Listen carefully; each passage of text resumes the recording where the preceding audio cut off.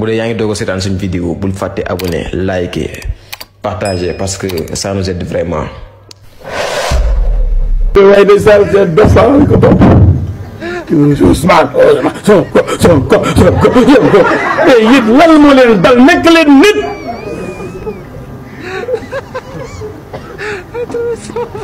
nekk leen nit ku nekkee chef de l'opposition mooy bu ñu defee élection ki topp ci président fu ko nekkee waaye bu ko sàccal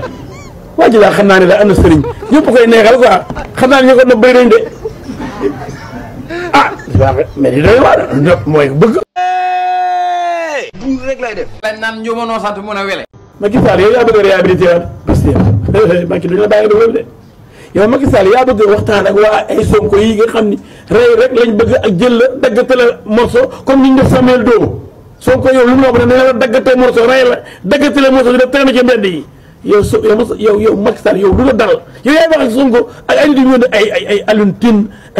ay nga xam ne ay ndongo Alioune Tine Atepa ay ndongo Sonko ay taalibe Sonko ay yambari Sonko ay suq Sonko président dañu bëgg nga dawal sa xel xam ne ñun duñ nangu mukk ay reykati nit ay taalkati oto ay taalkati kër ay ñi ne cocktail molotov di ko sànni ci kër jàmbur yi ak oto jàmbur yi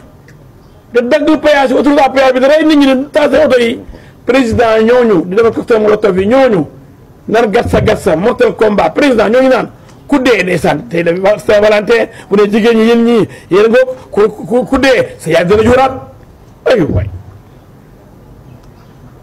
ku dee sa yaay juraat keroog laa ba ma koy def conférence de presse ma def lii ma nii ay waay kii moo soxor biñ ma recalé ci élection yi ñu teg waa Sonko yi dañ ay de génne image boobu mbir dama naan ndax dañu ma recalé fa dama ne kii moo ñii ñoo soxor xoole niñ mënee fen ni ñu mën a def montage ni ñu aayee ci kàcc ak ci manipuler ñu mën a la man dama saalit wala dara man ma